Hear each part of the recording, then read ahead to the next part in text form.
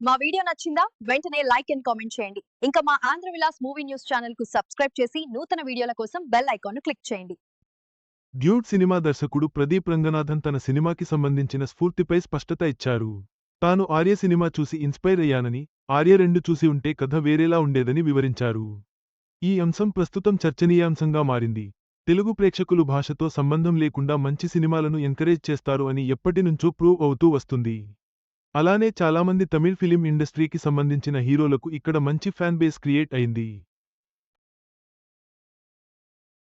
రజనీకాంత్, కమల్ హాసన్, విక్రమ్, సూర్య, విశాల్, సింబు వంటి ఎందరో హీరోలు సినిమాలు ఒకప్పుడు బాగా పాపులర్గా ఇక్కడ ఆడేవి.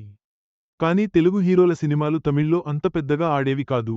గట్టిగా మాట్లాడితే అక్కడ కొంచెం థియేటర్లు కూడా దొరికావు కాదు. బాహుబలి సినిమా తర్వాత తెలుగు సినిమాకి మంచి రెస్పెక్ట్ రావడం మొదలైంది. ప్రపంచవ్యాప్తంగా తెలుగు సినిమాల్లో నిర్మితమయ్యే భారీ బడ్జెట్ సినిమాల కోసం ప్రేక్షకులు ఎదురు చూడటం మొదలుపెట్టారు. ఇక ప్రస్తుతం ప్రదీప్ రంగనాథన్ తెలుగులో మంచి క్రేజ్ సంపాదించుకున్నాడు. రీసెంట్గా డ్యూడ్ సినిమా బాక్స్ ఆఫీస్ వద్ద మంచి సక్సెస్ సాధించి 100 కోట్లకు పైగా కలెక్షన్స్ వసూలు చేసింది.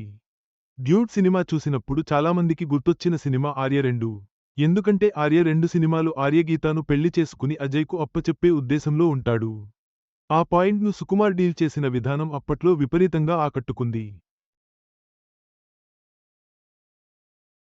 అయితే ఆర్య సినిమా మీద ఉన్న ఎక్స్పెక్టేషన్స్ వలన ఆర్య 2 సినిమాకి ఊహించిన రేంజ్ సక్సెస్ రాలేదు. కానీ ఆర్య 2 కూడా మంచి సినిమా.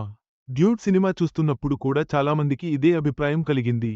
అయితే దర్శకుడు కీర్తి కూడా ఈవెంట్లో మాట్లాడుతూ ఈ సినిమా నేను రాయడానికి ఆర్య సినిమా ఇన్స్పిరేషన్ అన్నాడు.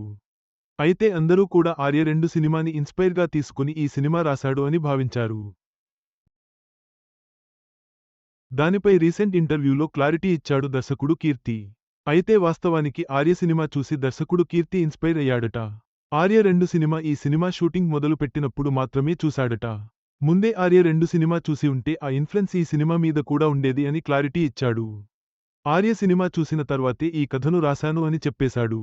మొత్తానికి కీర్తి ఆర్య 2 సినిమాను చూడకపోవడం ఒకరకంగా మంచిదే.